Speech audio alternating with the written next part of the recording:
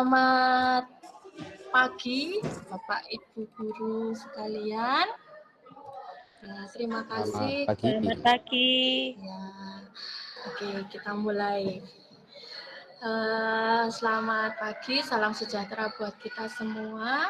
Terima kasih kepada Bapak Ibu guru sekalian.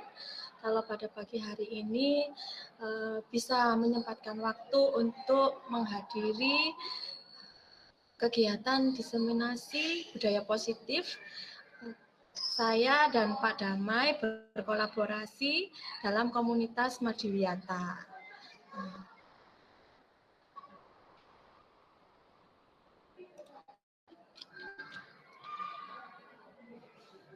Nah, yang akan menyampaikan materi pada hari ini ada saya dan juga ada Pak Damai selaku calon guru penggerak Angkatan 11 Kota Malang. Ya, sebelum kita memulai kegiatan kita hari ini agar lebih lebih menyenangkan karena kita harus melakukan segala sesuatunya dengan hati yang ceria. Mari kita melakukan ice breaking terlebih dahulu agar juga tidak tegang Bapak Ibu ya. Nah, coba kita cari satu benda yang ada di sekitar kita yang paling dekat dengan kita sekarang. Sudah mendapatkan Bapak Ibu? Untuk benda yang ada yang paling dekat saja, nggak usah cari sampai pergi ke kantor mungkin atau mau ambil sesuatu yang lain mungkin, yang di dekat kita saja sekarang. Sudah dapat? Mungkin yang sudah. Mungkin yang on cam bisa ditunjukkan. Saya mau lihat ini apa saja yang dibawa. Oh, Pak Damai itu bawa apa itu? Tahu nggak ini Bu Fani apa kira-kira? Apa itu? Remote kah? Ya, betul. Oh, ini remote kipas ini Bu Fani. Oh, remote kipas. Kira-kira, nah nanti setelah ditunjukkan, kita buat satu kalimat ya. Mungkin saya beri contoh terlebih dahulu. Hari ini saya membawa sebuah ballpoint.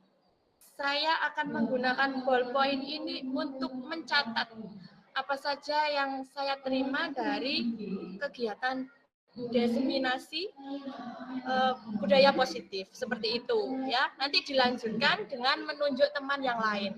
Jadi secara acak menunjuk teman yang lain gitu. Untuk yang kedua saya menunjuk Pak Damai. Baik Bu Fani. Saya memilih remote ini karena Malang kalau siang hari, apalagi di lantai 2 ini tempat saya berada sekarang itu sangat panas sekali, sehingga ini selalu menemani saya ketika bekerja di lantai 2. Itu alasan saya Bu Fani. Selanjutnya saya menunjuk Bu Dita. Monggo Bu Dita.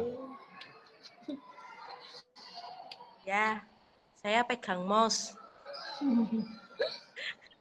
Kenapa saya pegang mouse? Ya kan sesuai dengan kompetensi saya sebagai guru komputer ya. Jadi ngajarnya itu pakai mouse juga.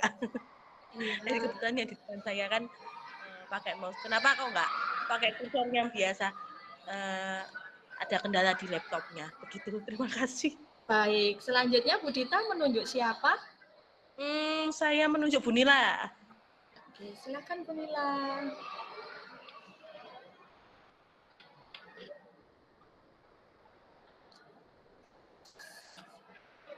Tadi saya lihat sepertinya Bu Nila ini membawa HP ini kalau nggak salah. Tapi sepertinya Bu Nila masih ada suatu kegiatan. Oke, kita lanjut aja deh kalau gitu. Oke, ya dari kegiatan yang kita lakukan semua ice breaking kita hari ini, diharapkan kita lebih sadar akan benda-benda yang akan ada di sekitar kita, dan apa yang ada di sekitar kita, kita manfaatkan sebaik mungkin untuk menunjang kegiatan kita pada pagi hari ini. Oke, kita lanjut.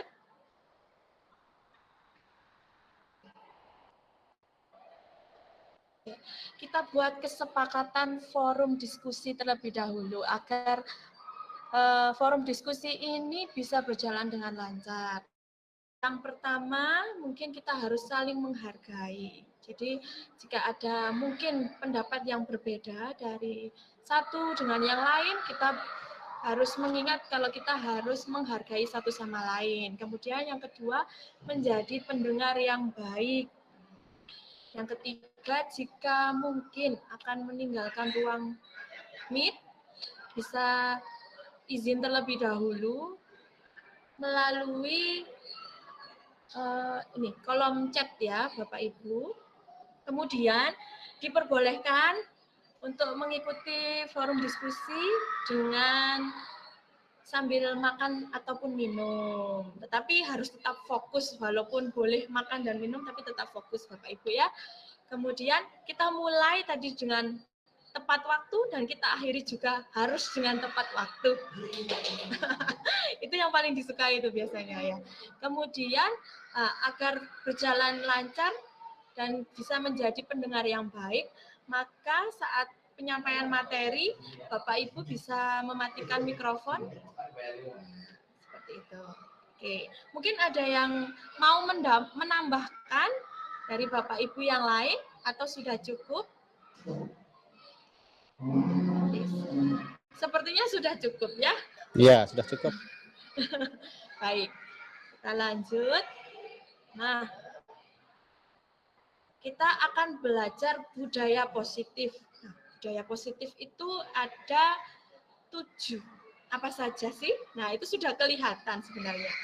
Yaitu memahami paradigma belajar, kemudian disiplin positif, memotivasi perilaku manusia, keyakinan kelas, kebutuhan dasar dari manusia, kemudian ada posisi kontrol, dan juga segitiga restitusi.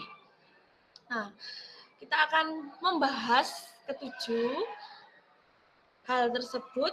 Nah, yang pertama adalah kita mau coba mengepalkan tangan kita. Bila kita mengepalkan tangan kita, kita bayangkan bahwa dalam mengepal tangan kita ini, kita membawa sesuatu yang sangat berharga. Entah itu suatu barang yang sangat menurut kita sangat berharga, ataupun apa sajalah yang menurut kita sangat berharga. Kita ada di tangan kita dan kita genggam seerat mungkin. Nah, setelah itu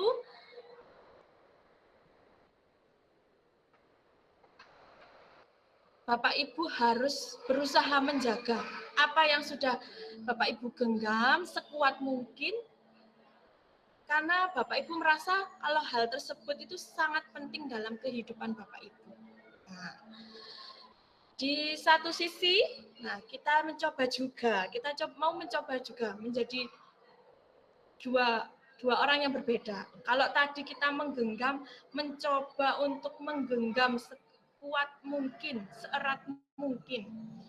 Nah, kita juga mencoba, mungkin kalau ada teman kita mau mencoba untuk membuka kepalan tangan teman kita yang lain. Nah, bagaimana kita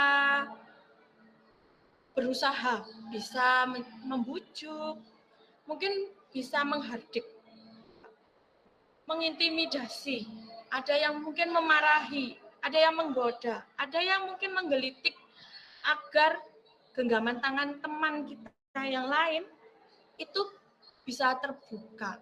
Nah, kira-kira kalau Bapak Ibu menjadi orang yang menggenggam, apakah Bapak Ibu mau melepaskan genggaman Bapak Ibu walaupun teman Bapak Ibu membujuk, mungkin mengiming-imingi sesuatu, atau mungkin menggelitiki, menggoda, bagaimana? Kira-kira apakah Bapak Ibu mau? Oke. Kemudian jika Bapak Ibu menjadi orang yang mau membuka kepalan tangan temannya, Apa yang kira-kira Bapak Ibu akan lakukan? Apakah Ibu mengintimidasi, memaksakan, atau mungkin dengan cara yang lebih halus, membujuk mungkin? Oke, setelah kita pikirkan, kita renungkan, nah,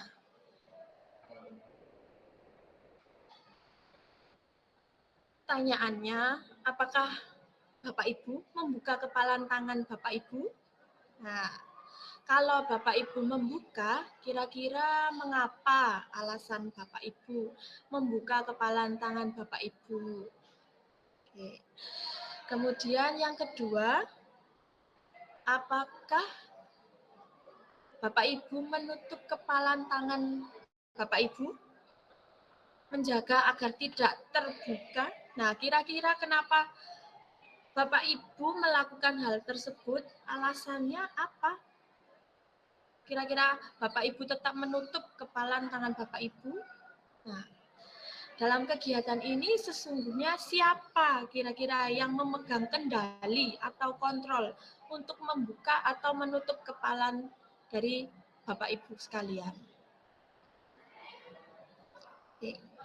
Nah, dari jawaban-jawaban yang mungkin Bapak Ibu renungkan, nah, kemungkinan jawaban kita untuk pertanyaan-pertanyaan pertama dan kedua itu bervariasi. Ada yang bersedia membuka, ada yang tetap bertahan untuk menutup kepalan tangannya.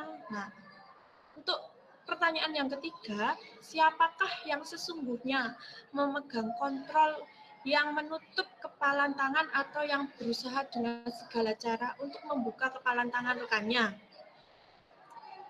Jawabannya tentu kita sendiri. Walaupun tadi mungkin ada yang memaksakan, sampai ada yang mengintimidasi, ada yang merayu tadi. Nah, tentu saja tetap kita sendirilah yang memegang kontrol atas kepalan tangan kita. Nah, apakah kita membuka atau menutup kepalan tangan kita? Itu bergantung pada diri kita masing-masing.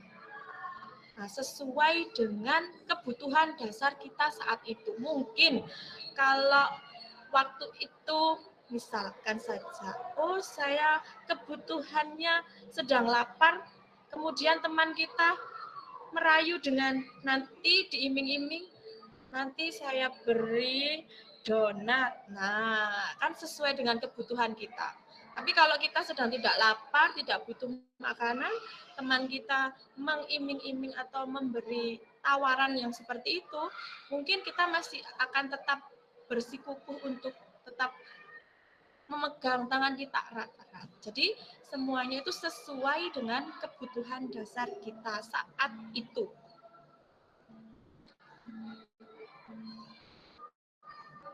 Nah, miskonsepsi makna dari kontrol. Nah, ini disampaikan oleh Dr. William Gleiser, yaitu adanya ilusi guru mengontrol murid. Kemudian juga ilusi bahwa semua penguatan positif, efektif, dan bermanfaat. Nah, ilusi juga bahwa kritik dan membuat orang merasa bersalah itu dapat menguatkan karakter seseorang. Kemudian juga ada ilusi bahwa orang dewasa itu memiliki hak untuk memaksa. Ini adalah miskonsepsi dari makna kontrol yang disampaikan oleh Dr. William Gleiser. Nah, kita sekarang mau belajar dari perubahan paradigma. Nah, perubahan, jadi ada sesuatu yang lama yang sudah berubah berganti, ya. Yang pertama itu dari stimulus respon. Nah, realitas kebutuhan kita sama. Oke. Nah, adanya perubahan bahwa realitasnya kebutuhan kita itu tidak sama tapi berbeda. Kemudian semua orang itu melihat hal yang sama. Nah, ternyata perubahan paradigma itu adalah setiap orang itu memiliki gambaran berbeda. Kemudian yang ketiga, kita mencoba mengubah orang agar berpandangan sama dengan kita. Nah, yang terjadi perubahannya adalah kita berusaha memahami pandangan orang lain tentang dunia ini. Nah, kemudian yang keempat, perilaku buruk dilihat sebagai suatu kesalahan. Nah, ternyata perubahan paradigmanya adalah semua perilaku itu memiliki tujuan. Mungkin ada sesuatu hal yang ingin ditunjukkan oleh seseorang yang melakukan perilaku buruk, seperti itu. Kemudian orang lain bisa mengontrol saya. Perubahannya adalah hanya diri saya yang bisa mengontrol diri saya sendiri. Jadi bukan orang lain yang mengontrol, tapi diri saya sendiri. Kemudian saya bisa mengontrol orang lain, itu juga tidak ya. Jadi kita tidak bisa mengontrol orang lain. Kemudian pemaksaan ada pada saat rujukan gagal. Nah, perubahannya adalah kolaborasi dan konsensus menciptakan pilihan-pilihan baru. Kemudian model berpikir menang atau kalah. Nah, perubahannya yang ada adalah model berpikir menang dan menang. Nah, disiplin positif ya. Saat kita mendengar kata disiplin, apa sih yang terlintas dalam benak Bapak, Ibu sekalian? Kira-kira ada ya yang bisa mengungkapkan? Kira-kira kalau mendengar kata disiplin, apa sih yang terlintas dalam benak Bapak, Ibu? Ada yang mau menjawab mungkin?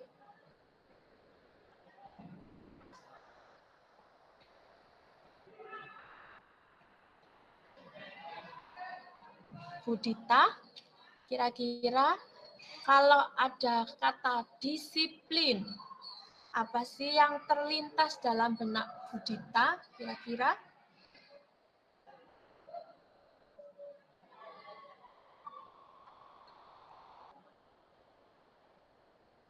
Halo Bu Dita?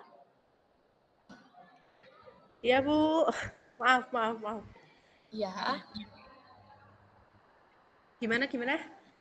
Kalau mendengar kata disiplin, kira-kira apa sih yang terlintas dari Bu Dita dengan kata disiplin?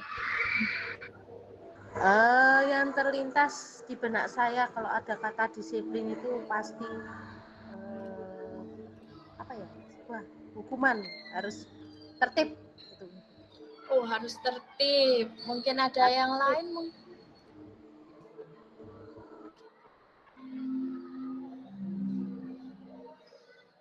Oke.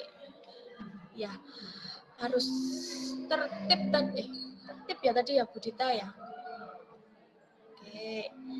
Nah, disiplin positif merupakan suatu cara menerapkan disiplin yang mengajarkan anak bertanggung jawab dan menumbuhkan kesadaran diri berdasarkan nilai-nilai kebajikan. Jadi, disiplin positif itu adalah suatu cara menerapkan disiplin yang mengajarkan anak bertanggung jawab dan menumbuhkan kesadaran berdasarkan nilai-nilai kebajikan. Nah, karena kita ini kurikulum merdeka. Nah, jadi nilai-nilai kebajikan yang kita mau ambil dan kita terapkan untuk anak-anak adalah nilai-nilai kebajikan dari profil pelajar Pancasila. Yang pertama itu ada beriman, bertakwa kepada Tuhan Yang Maha Esa, dan berakhlak mulia. Jadi mereka bertakwa kepada Tuhan, kemudian mandiri, bernalar kritis, berkebinekaan global, bergotong royong, dan juga kreatif.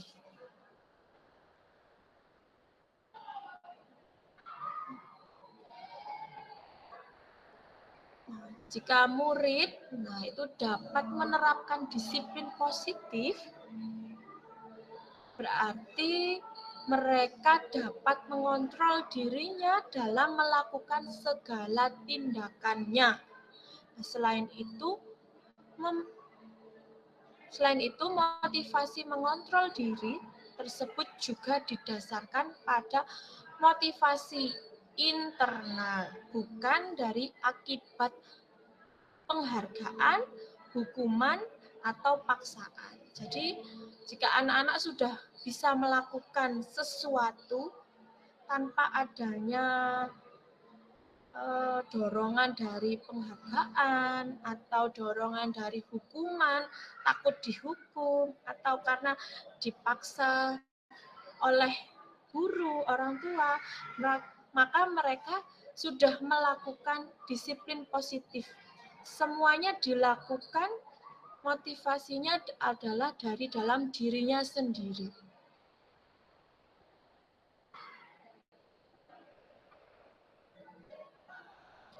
Nah, motivasi perilaku manusia itu tadi sudah kita singgung ya, ada 3. Yang pertama, untuk menghindari ketidaknyamanan atau hukuman. Nah, biasanya takut dihukum. Nanti kalau saya tidak melakukan, misalkan saya nanti kalau nggak ngerjakan PR, nanti saya dihukum. Nah, itu adalah motivasi untuk menghindari ketidaknyamanan. Nah, kadang itu dihukum kan tidak nyaman. Kemudian untuk mendapatkan imbalan atau penghargaan dari orang lain. Nanti kalau aku membantu ibu, aku merapikan tempat tidurku, pasti aku dipuji oleh mama misalkan. Nah, itu adalah motivasi untuk mendapatkan imbalan. Imbalan itu ada yang berupa barang, ada yang berupa tindakan seperti pujian tadi. Kemudian untuk menjadi orang yang mereka inginkan dan menghargai diri sendiri dengan nilai-nilai yang mereka percayai. Nah, ini adalah motivasi yang paling tinggi. Mereka melakukannya untuk dirinya sendiri karena mereka menghargai dirinya sendiri dengan nilai-nilai yang mereka percayai. Jadi, mereka tidak melakukan untuk orang lain, tapi untuk dirinya sendiri.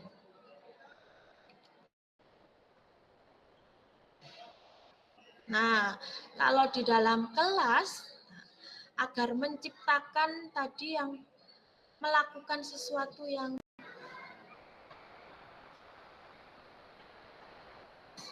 sebentar, saya kembali lagi. Melakukan sesuatu yang diinginkan sesuai dengan nilai-nilai yang mereka percayai, maka kalau di kelas, agar mereka itu merasa kalau itu adalah nilai-nilai yang mereka yakini, yang mereka ingin lakukan, nah kita membuat namanya keyakinan kelas. Jadi keyakinan kelas itu merupakan kesepakatan yang dibuat oleh guru dan murid. Jika murid meyakini apa yang sudah disepakati, maka murid akan bertindak sesuai dengan keyakinan tanpa adanya sebuah keterpaksaan. Jadi, di dalam keyakinan kelas ini, kita mengajak anak-anak untuk mencoba membuat sebuah keyakinan. Kira-kira mau seperti apa? Gambarannya itu sikap yang bagaimana. Nah, kalau mereka sudah mencetuskan sendiri, nah itu dijadikan sebuah keyakinan kelas. Nah, karena hal tersebut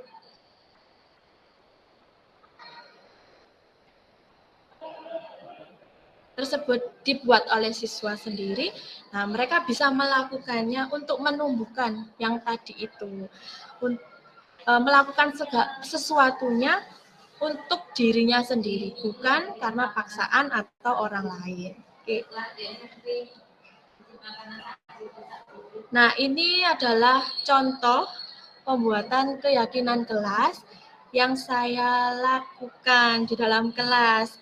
Kebetulan saya mengajar di SD Kamadiwiyata 2, menjadi guru kelas 2. Yang pertama yang bisa dilakukan adalah mengajak siswa untuk menyebutkan, memberikan gambaran bagaimana kelas impiannya, apa yang mereka harapkan dari kelas yang diinginkan. Nah, kalau mereka sudah bilang, ya, anak-anak katanya yang menyenangkan, sukanya yang gurunya ramah, sukanya gurunya baik. Nah, itu mereka kalau untuk kelas 2 SD masih polos ya Bapak Ibu, jadi masih bisa menyampaikannya gitu. Kemudian, nah setelah mereka memberikan gambaran kelas yang mereka impikan, nah mereka menyebutkan juga kira-kira mereka senangnya belajarnya mudah dimengerti dengan cara yang bagaimana, suasana kelas yang bagaimana, seperti itu. Setelah itu, kalau sudah mereka tahu bagaimana kelasnya, suasananya yang bagaimana, kemudian suasana hatinya yang harus bagaimana saat pembelajaran, nah kita mulai membawa anak-anak untuk berdiskusi, nah membahas impian-impian tersebut untuk menjadi sebuah kesepakatan. Nah, jadi kalau mau gurunya ramah, tidak marah-marah, tuh kira-kira bagaimana sikapnya.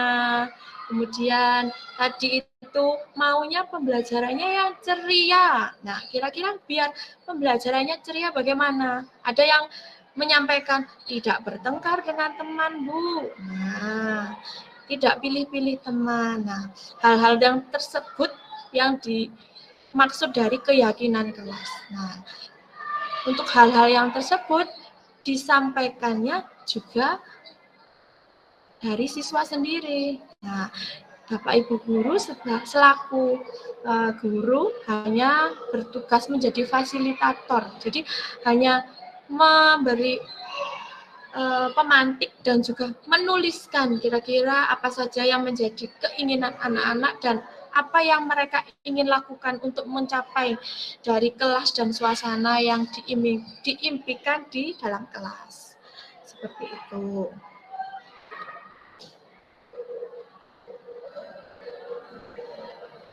Oke. Kalau selanjutnya, nah, ada kebutuhan dasar manusia, dan kebutuhan dasar manusia ini akan disampaikan oleh teman saya, Bapak Damai. Saya persilahkan. Baik, terima kasih Bu Fani. Baik, selanjutnya yaitu kita sudah masuk ke bagian yang kelima, yaitu tentang kebutuhan dasar manusia. Jadi pada hakikatnya, pada saat mungkin kita melihat anak-anak atau murid-murid kita melakukan sesuatu, perbuatan atau perilaku itu sebenarnya mereka itu sedang memenuhi apa yang menjadi kebutuhan mereka. Jadi untuk lebih jelasnya, sebelumnya saya akan bacakan di sini ada kebutuhan dasar manusia itu ada 5. Yang pertama ada kebutuhan bertahan hidup, kedua kasih sayang dan rasa diterima, ini kebutuhan untuk diterima. Ketiga penguasaan, jadi kebutuhan pengakuan atas kemampuannya.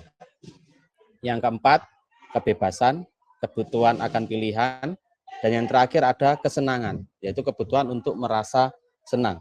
Jadi inilah beberapa teori berdasarkan kebutuhan dasar yang menjadi latar belakang mereka melakukan suatu perilaku. Jadi misalkan nanti kita melihat murid-murid kita, anak-anak kita melakukan sesuatu itu kita harapannya kita sebagai pendidik itu bisa mengetahui sebenarnya apa sih kebutuhan mereka. Sehingga jika nanti kita sudah mengetahui kebutuhan dasar manusia ini dan kita bisa melihat kebutuhan mereka, maka pada saat kita menyelesaikan permasalahan yang mereka hadapi itu tepat sasaran atau sesuai dengan kebutuhan. Baik, bisa di next, Bu Fani. Sebentar. Bu Fani minta tolong di next.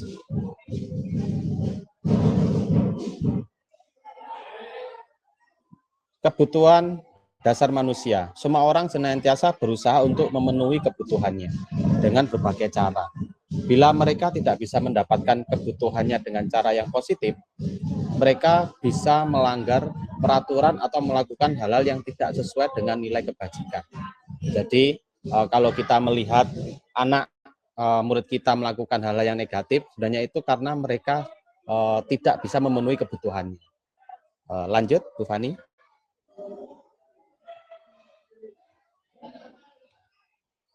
Nah, di sini kita ada studi kasus. Di sini ada Ibu Ambar, guru wali kelas 2A di SD Pelita Hati, sedang bingung menghadapi ulah salah satu murid di kelasnya, yaitu Doni. Beberapa anak di kelas 2A telah datang padanya dan mengeluhkan Doni yang seringkali meminta bekal makan siang mereka dengan paksa. Jika Anda menghadapi situasi seperti itu, seperti Ibu Ambar, apa yang akan Anda lakukan? Menurut Anda kira-kira apa kira-kira alasan Doni melakukan hal itu? Jadi Bapak Ibu semuanya, jadi ketika Doni melakukan meminta makanan, sebenarnya itu ada beberapa mungkin alasan dari Doni melakukan hal tersebut. Dari sini kita akan mencoba melihat alasan berdasarkan mungkin jawaban dari Doni dari 5 kebutuhan dasar manusia. Lanjut Bu Fani.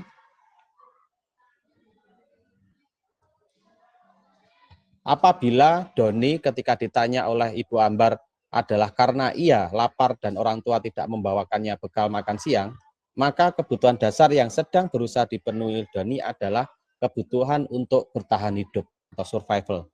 Jadi ini merupakan salah satu mungkin alasan dari Doni meminta bekal makanan milik temannya. Mungkin dia tidak mendapatkan bekal, tidak dibawakan bekal, sehingga dia ingin memenuhi kebutuhannya dengan meminta makanan. Jadi kalau misalkan nanti Bapak Ibu semuanya menghadapi suatu permasalahan yang seperti ini, bisa menyelesaikan permasalahan ini sesuai dengan tepat sasaran. Mungkin kalau misalkan Bapak Ibu berkenan, mungkin bisa memberikan jajan atau bagaimana ke Doni.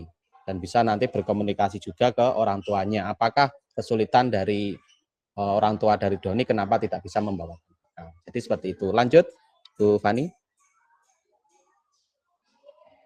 Apabila Doni menjawab bahwa alasannya mengambil bekal temannya karena dia merasa senang temannya jadi memperhatikan dia, ketika temannya melaporkan tindakan itu pada gurunya dan gurunya memberitahu orang tuanya sehingga orang tuanya jadi memperhatikan dia, maka kebutuhan dasar yang sedang dipenuhi oleh Doni adalah kebutuhan akan kasih sayang dan rasa diterima. Jadi ini ya PR kita bersama Bapak Ibu, mungkin kita mempunyai beberapa murid-murid kita atau anak-anak kita yang mungkin kurang perhatian dari orang tuanya. Jadi kalau kita nanti menemukan permasalahan seperti ini pada murid kita, kita bisa memberikan solusi yang mungkin tepat sasaran. Jadi kita mungkin sedikit memperhatikan ke dia supaya dia juga merasa juga diperhatikan.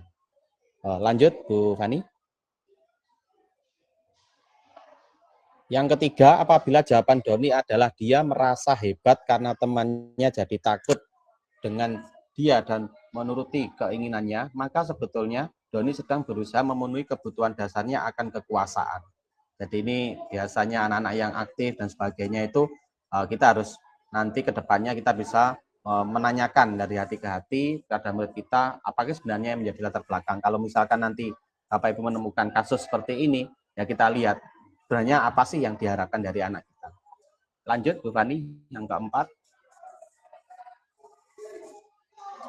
Yang keempat, bila jawaban Doni dalam kasus di atas adalah bahwa dia merasa bosan dengan bekal makanan yang dibawakan ibunya dari rumah, karena ibunya selalu membawakan bekal yang sama, oleh karena itu dia ingin mencoba makanan teman-temannya yang beraneka ragam. Maka Doni sedang berusaha memenuhi kebutuhan adalah kebebasan. Jadi ini ya PR kita juga ya mungkin ibu-ibu yang membawakan bekal anaknya karena ingin anaknya bisa ini, bisa itu, bekalnya itu saja, mungkin coba diperhatikan kembali. Apakah anak-anak kita itu sudah bisa menerima itu atau belum. Lanjut yang terakhir, Bu Fani. Yang terakhir, bila Doni menjawab bahwa ia melakukan karena iseng saja dan ia menikmati ekspresi wajah teman-temannya yang kesal karena diambil makanannya dan menurut dia ekspresi teman-temannya itu lucu, maka berarti Doni sedang berusaha memenuhi kebutuhan akan kesenangan. Nah, ini anak-anak iseng-iseng kita itu kita nanti bisa melihat ya sebenarnya kebutuhannya seperti apa. Jadi itu tadi adalah kelima kebutuhan dasar manusia yang mungkin juga dialami oleh murid-murid kita yang mungkin sedang melakukan suatu tindakan. Oke, kita lanjut ke topik selanjutnya. Yang keenam di sini kita akan memahami tentang posisi kontrol restitusi. Jadi Bapak Ibu, sebenarnya ketika kita berhadapan dengan anak-anak kita atau murid-murid kita yang mungkin sedang bermasalah atau menghadapi suatu tindakan, maka sebenarnya kita itu bisa saja berada di posisi di antara kelima ini. Jadi nanti kita akan melihat satu persatu Bapak Ibu. Sebenarnya sambil nanti monggo Bapak Ibu bisa merenungkan, merefleksikan saat ini Bapak Ibu itu sedang berada di posisi yang seperti apa. Jika nanti Bapak Ibu sedang di posisi penghukum, pembuat merasa bersalah, teman, pemantau atau manajer, kira-kira dampaknya yang terjadi pada anak itu seperti apa. Oke, kita akan coba ulas satu persatu. Yang pertama di penghukum, next.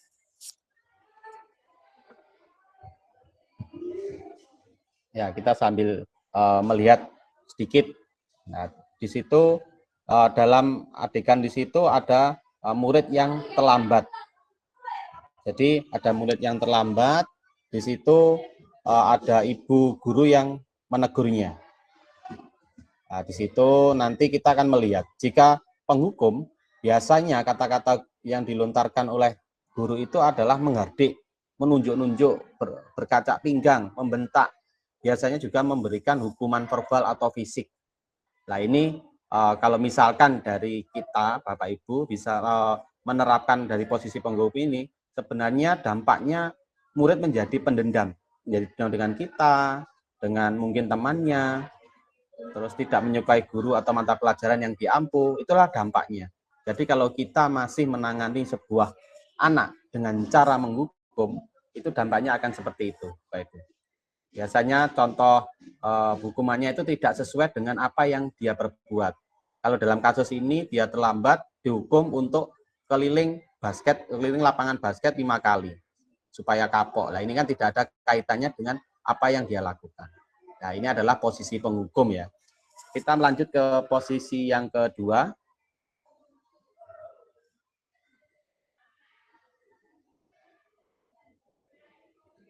Posisi yang kedua di sini adalah pembuat merasa bersalah. Biasanya ini sering dilakukan guru secara tidak sadar. Biasanya dengan kata-kata yang lembut, tenang, namun kata-katanya menyalahkan murid. Jadi kita lebih banyak menyalahkan murid walaupun dengan kata-kata yang tidak membentak. Nah ini membuat, kalau kita menyalahkan murid itu kan membuat dengan cara membuat guru itu menderita. Dengan kalau salah satu kalimat, bisa jantungan kalau tegur bapak kepala sekolah nanti ibu. Lah itu adalah salah satu kalimat yang membuat si murid merasa bersalah dengan tindakannya, sehingga guru yang bersangkutan itu ditegur oleh kepala sekolah. Dampaknya Bapak Ibu, kalau kita menjadi posisi pembuat merasa bersalah ini, membuat murid merasa identitasnya gagal, rendah diri, tidak percaya diri, dan bisa juga menarik diri dari lingkungannya. Nah itu adalah dampak jika kita berada di posisi ini. Jadi nanti monggo Bapak Ibu yang mungkin masih berada di posisi ini, bisa nanti kita coba posisi mana yang baik. Kita lanjut ke posisi yang ketiga, Bu Fani. Posisi yang ketiga ini teman. Nah ini teman itu apakah sudah baik? Nah kita lihat di sini, posisi teman, suara guru akan ramah. Dia akan lebih akrab dengan anak-anak, cenderung bersenda gurau untuk menghangatkan suasana. Terkadang kalau posisi ini seperti guru dan murid itu tidak ada batasan.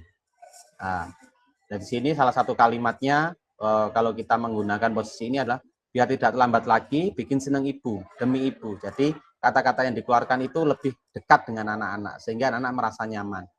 Walaupun seperti ini terkadang dahulu sebelum saya mengikuti CGP ini, saya merasa posisi teman ini adalah posisi yang baik. Karena kita bisa dekat dengan anak-anak dan anak merasa nyaman dengan kita. Tapi ternyata di posisi teman ini pun ternyata ada dampaknya. Yaitu murid akan tergantung pada satu orang, faktor ketergantungan.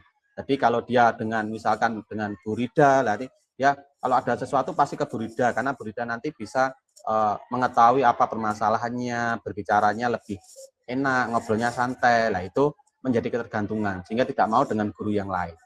Tidak mandiri dan tidak bisa berpikir untuk diri sendiri. Ini adalah dampak dari posisi teman. Selanjutnya di posisi yang keempat, yaitu posisi pemantau. Posisi pemantau ini bersuara datar, tidak emosional, tidak bersenda gurau, ataupun menggunakan suara tinggi. Jadi suaranya seakan-akan netral di sini. Tercipta identitas diri yang positif atau berhasil. Pemantau senantiasa memantau anak-anak perkembangannya itu bagaimana. Jadi kalau ada satu kalimat di sini contohnya, sudah tahu konsekuensinya jika terlambat hadir, nah itu lebih ke konsekuensi, bukan hukuman. Jadi konsekuensinya apa? Misalkan dia harus mengejar keterlambatan pada saat jam istirahat. Jadi terpotong jam istirahatnya untuk belajar dari keterlambatan yang sudah dilakukan. Di sini, di posisi pemantau ternyata juga masih ada dampaknya Bapak Ibu. Jadi posisi ini mempunyai dampak murid akan menghitung konsekuensi dan hadiah tanpa memahami sepenuhnya nilai kebajikan yang dituju dan tidak sepenuhnya mandiri. Jadi terkadang kita masih ya, ayo nanti siapa yang bisa mengerjakan ini, nanti akan Bapak kasih hadiah. Nah, jadi di sini anak-anak akan merasa, oh nanti kalau saya bisa mengerjakan ini, membantu ini, itu akan mendapatkan reward. Jadi masih belum berasal dari dalam diri murid. Nah, ini yang dilakukan ini masih, tapi sebenarnya ini sudah baik sebenarnya. Karena di sini, posisi ini kita, anak-anak juga belajar dari konsekuensi apa yang dia terima ketika melakukan sesuatu. Lanjut di posisi yang terakhir. Nah, ini Bapak Ibu, posisi yang secara teori itu adalah posisi yang terbaik untuk pendidik atau guru pada saat kita menghadapi suatu permasalahan. Posisi manajer, suara manajer netral, tidak emosional, tidak terlalu ramah, dan tidak bernada tinggi. Tercipta identitas positif dan berhasil, guru dengan tulus mengajukan pertanyaan bermakna agar membuka pikiran murid. Guru membimbing murid untuk memecahkan masalahnya secara mandiri. Jadi di sini kita seperti memberikan pertanyaan-pertanyaan sehingga apa yang dilakukan itu anak-anak akan menerima solusinya sendiri, menemukan solusinya sendiri. Sehingga ketika dia menemukan solusinya sendiri, dia akan belajar banyak hal dibandingkan dengan solusi yang terkadang kita selalu memberikan, ya udah kamu nanti kalau seperti ini kamu harus seperti ini. Itu dari kita. Nah, kalau di sini kita akan berupaya bagaimana solusi itu berasal dari murid. Dampak posisi manajer, murid akan menjadi mandiri, percaya diri, dan dapat memecahkan masalah. Karena dia kalau misalkan mendapatkan masalah, belajar memecahkan masalah, nah disinilah peran kita sebagai manajer.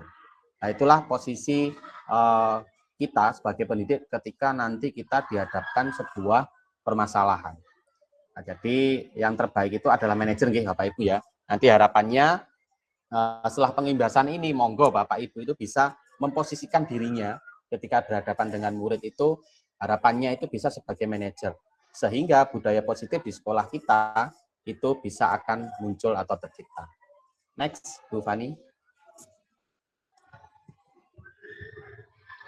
Yang ketujuh adalah segitiga restitusi. Segitiga restitusi adalah suatu proses dialog yang dijalankan oleh guru atau orang tua agar dapat menghasilkan murid yang mandiri dan bertanggung jawab.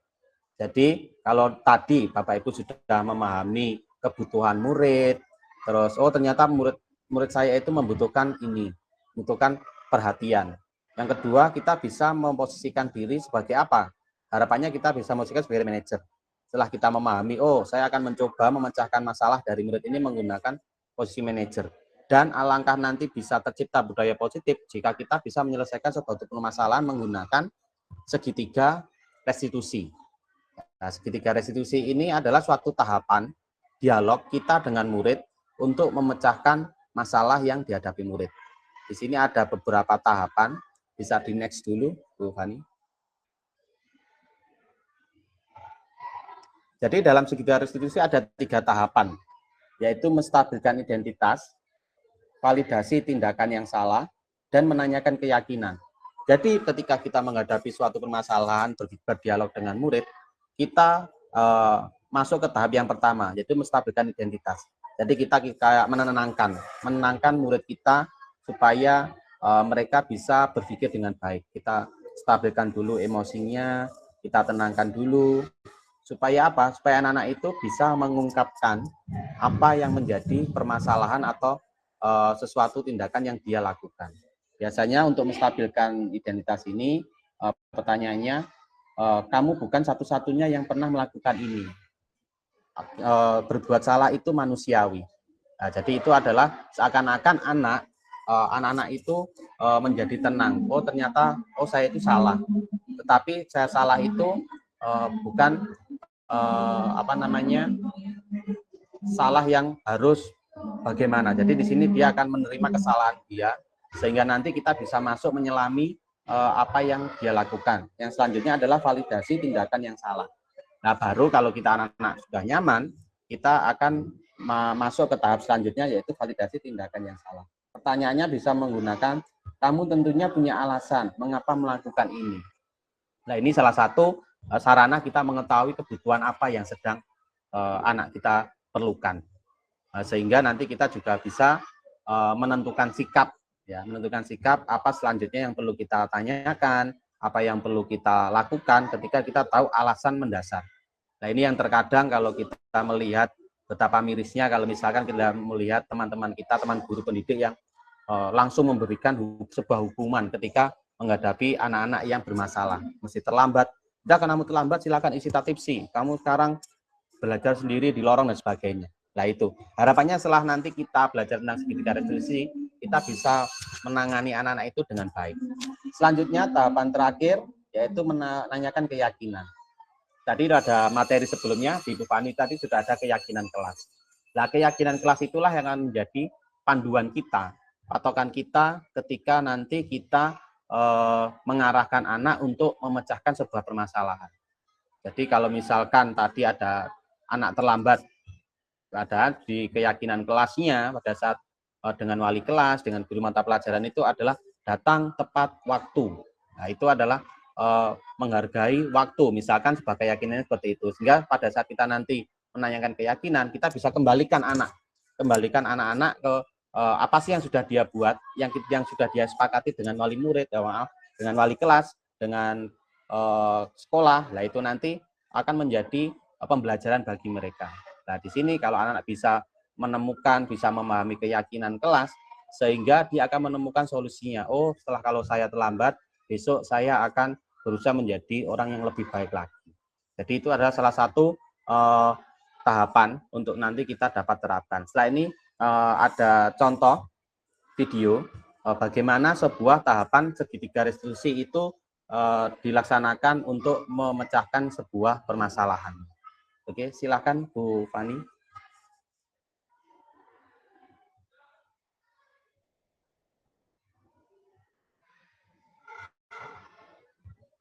Suaranya nggak muncul ya, Bu Fani. Coba share sound-nya. Apakah bisa dicek dulu?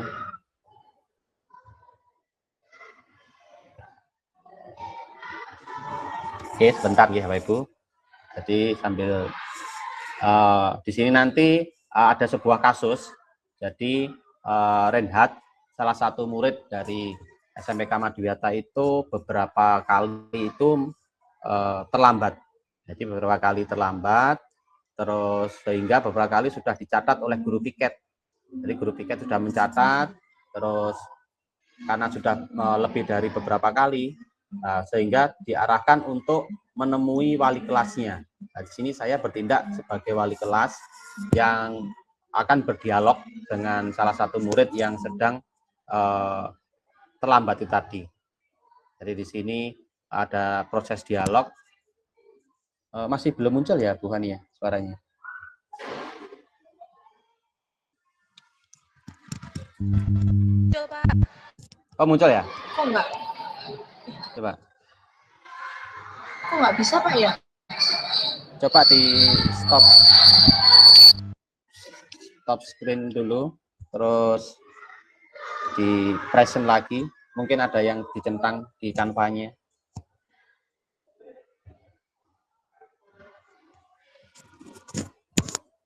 Ya, jadi sambil menunggu ada kendala teknis. Jadi nanti di situ akan ada dialog yang guru terlihat netral, jadi tidak marah dan tidak membuat anak merasa bersalah dengan menanyakan nanti kalau kamu terlambat, Bapak sebagai wali kelas akan dimarahi oleh kepala sekolah dan sebagainya. Jadi tidak ada kata-kata seperti itu. Dan juga tidak ada hukuman yang tidak sesuai dengan apa yang dia lakukan. Oke, kita coba lagi, kita lihat.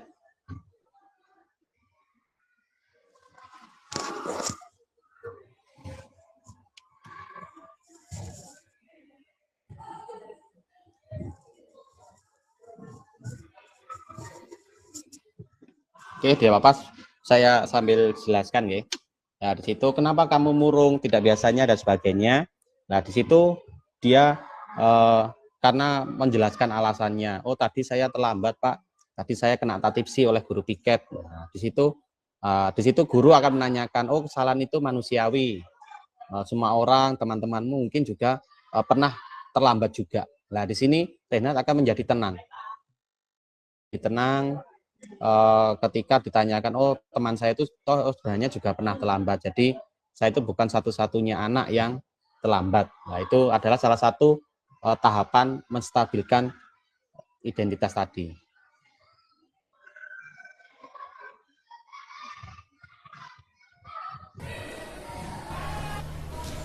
Permisi Pak. Renhat, silakan duduk dulu, Re. Bagaimana kabar kamu, Re? Baik Pak. Tidak biasanya kamu datang ke Bapak dengan wajah murung seperti ini. Iya Pak, tadi pagi saya datang terlambat dan disanksi sama guru piket. Menurut kamu, datang terlambat itu apakah merupakan kesalahan? Iya Pak, saya minta maaf. Ya, tidak apa-apa, Re. Berbuat kesalahan itu manusiawi.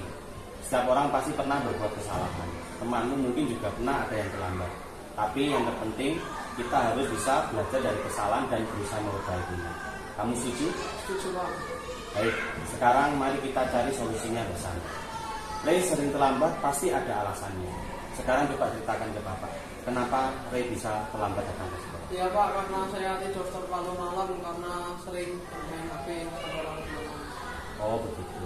Apakah perbuatanmu itu sesuai dengan keyakinan kelas kita? Tidak Pak, Menurut kamu keyakinan kelas apa yang sudah kamu langgar? kedisiplinan Pak. Menurut kamu disiplin itu penting tidak? Sangat penting Pak, karena dengan disiplin saya akan datang lebih awal dan tidak terlambat. Bagus. Dengan tepat waktu pasti Ray akan dapat menerima pembelajaran dengan baik. Iya Pak, saya sangat menyesal datang terlambat. Ya. Sikap baik sudah kamu tunjukkan dengan meminta maaf. Menurut kamu, apa Itu yang juga akan kamu di lakukan tahapan agar menanyakan Ray keyakinan, tidak datang terlambat? si wali murid Saya juga akan akan tidur lebih cepat, Pak. wali kelas akan menanyakan keyakinan apa yang sudah kamu langgar di kelas. Solusinya. Nah, Besok itu dia Bapak akan melihat mengingat Ray kembali akan apa yang sudah bersekolah disepakati dalam kelas. Saya, Pak, saya Harus bisa. datang Baik, tepat sekarang waktu, Ray bisa menghargai silakan waktu, kedisiplinan. Nah, itu adalah keyakinan atau kesepakatan yang sudah dibuat di proses tahapan kesepakatan kelas atau membuat keyakinan kelas. Sehingga kalau kita sudah membuat kesepakatan kelas atau keyakinan kelas, kita bisa menerapkan segitiga restitusi. Jadi nanti Bapak Ibu semuanya yang mungkin wali kelas atau guru mata pelajaran bisa, tidak hanya wali kelas sebenarnya. Guru mata pelajaran juga bisa membuat kesepakatan-kesepakatan pada saat jam pembelajarannya. Harus seperti apa. Sehingga kalau nanti ada murid atau anak yang melanggar dari kesepakatan itu, kita bisa menerapkan segitiga restitusi. Dengan penerapan segitiga restitusi, nanti anak-anak akan berdampaknya jangka panjang. Karena solusi yang didapat adalah solusi yang berasal dari dalam dirinya. Baik, next Bu Fani.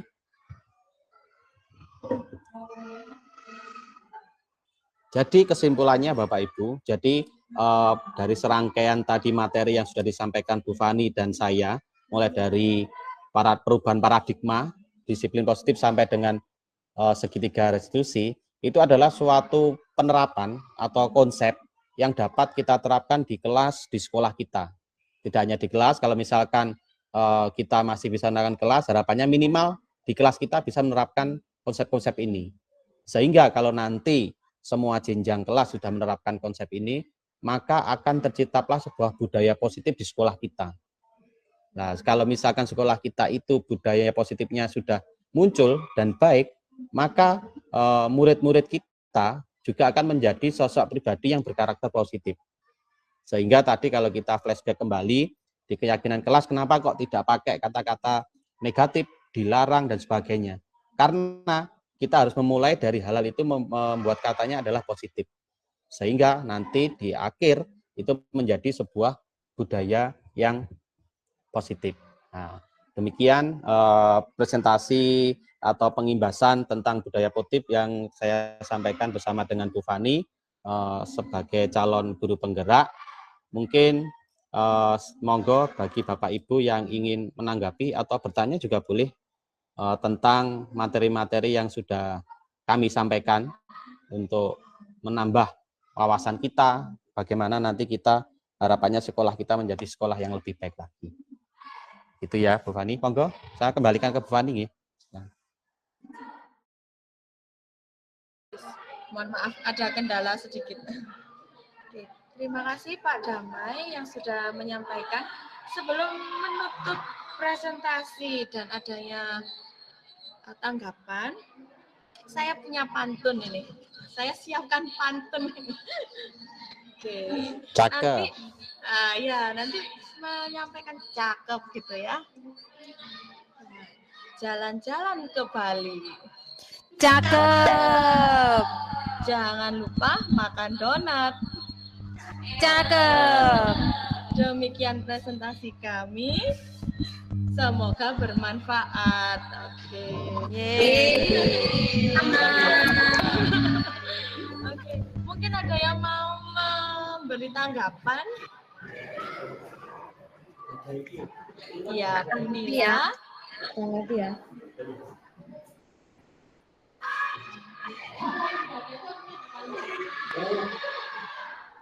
Kesempatannya Bu Fani dan Pak Damai. Ya. Terima kasih untuk pencerahannya hari ini. Saya sebagai orang awam itu seperti merasa diingatkan kembali dari diseminasi hari ini ya. Begitu. Terutama saya garis bawahi 5 posisi kontrol tadi. Kalau saya refleksikan itu selama ini saya itu ada di posisi pemantau kalau dari definisi tadi. Saya pikir itu sudah posisi paling baik. Ternyata saya disadarkan bahwa itu belum baik. Saya harus naik level lagi untuk menjadi posisi manajer. Ya, terima kasih Pak Damai dan Bu Fani yang mengingatkan. Semoga saya dan kita semua terus belajar untuk bisa berada di posisi manajer. Itu saja tanggapan dari saya. Terima kasih. Ya, terima kasih Bu Nila untuk tanggapan positifnya. Semoga kita semua bisa diingatkan kembali untuk menjadi lebih baik. Oke, untuk selanjutnya ada Bu Dita yang sudah raise hand ini. Silahkan. Ya, terima kasih Bu Fani, Pak Damai sudah memberikan pengimbasan mengenai budaya positif. Sangat luar biasa sekali pemaparannya, kita semakin termotivasi juga bahwa kita dapat melakukan budaya-budaya positif yang menarik dan menjadi refleksi buat diri saya sebagai pendidik. Penyelesaian masalah menggunakan segitiga restitusi, karena mungkin selama ini kita hanya langsung menuduh murid saja tanpa menyelesaikan dengan tahapan-tahapan. Mungkin dengan tahapan segitiga restitusi ini bisa menjadi refleksi dan motivasi saya sebagai pendidik untuk bisa menerapkan dalam penyelesaian masalah pada murid. Begitu, terima kasih. Ya, terima kasih Bu Dita. Ya, kita memang harus mencari tahu terlebih dahulu ya, kira-kira apa yang melandasi anak-anak kita itu melakukan sebuah kesalahan. Jadi tidak langsung menuduh, tapi kita mencari tahu terlebih dahulu. Terima kasih Bu Dita. Ada yang lain mungkin? Oke, atau sudah cukup? Oke, kalau sudah cukup, terima kasih untuk kehadiran Bapak Ibu semuanya. Sebelum kita akhiri, tidak lengkap kalau tidak foto bersama terlebih dahulu. Ya, kita foto bersama. Ya, foto ya. Oke. Yang ini siapa nih Pak? Saya foto boleh, saya screen di Oh, sini. oke, boleh. Ya. Oke ya, kita saya hitung ya. Paling cantik dan paling ganteng ya. Siap ya, 1, 2, 3. Oke, sebentar, satu lagi. 1, 2, 3. Oke, terima kasih. Sambung. Oke, terima kasih. Sudah terlihat wajah-wajah bahagia dari Bapak Ibu guru semua ini. Terima kasih untuk kehadirannya. Terima kasih. Sampai ketemu lagi Terima kasih Bapak Ibu semuanya. Terima kasih Pak Damai, Bu Fani.